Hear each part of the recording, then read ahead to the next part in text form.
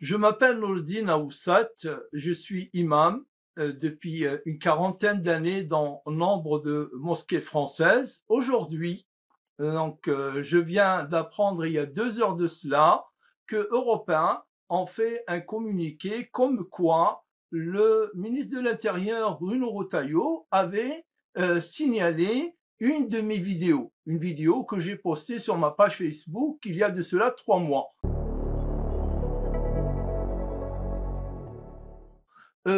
Que j'ai menacé le Premier ministre, rien que ça, hein, menacé l'ancien Premier ministre Gabriel Attal. Et donc c'est un mélange de propos que je n'ai jamais dit ni exprimé, et je tiens donc à préciser. Cette vidéo, je l'ai faite, elle est sur ma page Facebook, elle compte 9 minutes 50 secondes, et dans laquelle je parle et je donne une leçon de citoyenneté à Gabriel Attal sur ce qu'est la République française, sur le fait qu'un ministre ou un Premier ministre n'a pas à dicter à une quelconque religion comment la manière dont ils doivent se vêtir, et que la loi en France, elle a un processus, il y a un conseil constitutionnel, etc., etc. Donc voilà.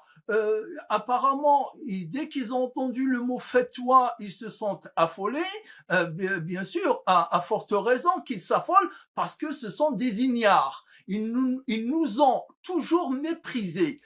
Ces politiques et ces médias, ils ont toujours méprisé les musulmans. Ils ne sont jamais rapprochés, ils ne se sont jamais rapprochés des musulmans pour comprendre ce que signifie tel ou tel concept, tel ou tel terme. En l'occurrence, le terme fatwa. Le terme fatwa, pour juste vérifier, je viens de regarder Wikipédia, larousse.fr, et je regardais le magazine Philosophie et darifta.fr, et les quatre parle bien de ce que je parle moi dans la vidéo. C'est un avis religieux qui concerne la religion. Donc la fatwa dont j'ai parlé et que je n'ai pas précisé la teneur, parce que on précipite pas les choses, mais seulement j'ai dit oui, les musulmans depuis 25 ans, ils ont laissé faire, hein, c'est-à-dire les lois, parce que c'était restreint. L'interdiction, par exemple, concernait les lycées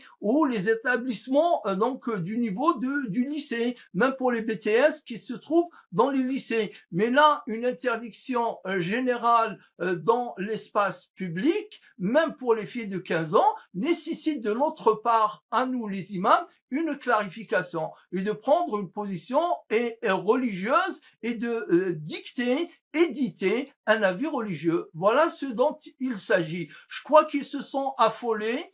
Moi, j'ai le procès la semaine prochaine, lundi. On est lundi aujourd'hui, donc c'est lundi qui arrive, là, le 23, que j'ai un procès dans lequel je porte plainte contre les services de l'État qui ont diligenté une perquisition abusive à mon encontre. Et je comptais bien leur donner une leçon d'un imam responsable, d'un imam citoyen et d'un imam qui pèse ses mots. Et je vais ramener des faits, des dates et des propos. Et donc, ils ont précipité les choses. Je n'ai pas communiqué sur ce procès. Ils l'ont fait à ma place. Est-ce que je dois les remercier sur mon page? J'aimerais bien me passer de cette mauvaise publicité.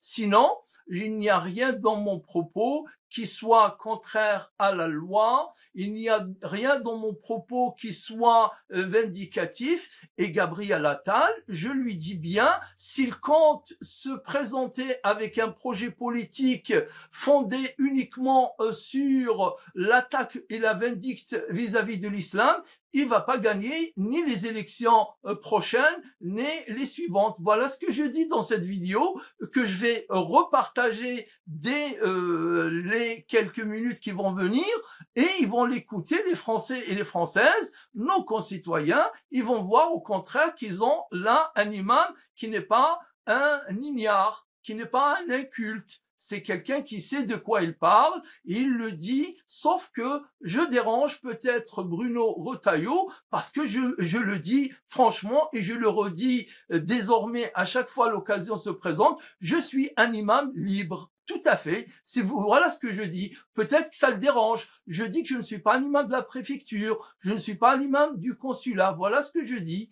Il n'y a rien et je l'assume totalement. Ce que j'ai dit dans cette vidéo de 9 minutes 50 secondes. J'aimerais juste préciser quelque chose. C'est très regrettable d'une radio comme Europe 1 qui lance comme ça cette information. Je ne sais pas s'ils ont écouté la vidéo, mais la journaliste elle a l'air d'avoir écouté des parties qu'elle commente. Et là, c'est regrettable. Ils m'ont pas contacté, ils n'ont pas essayé de me contacter.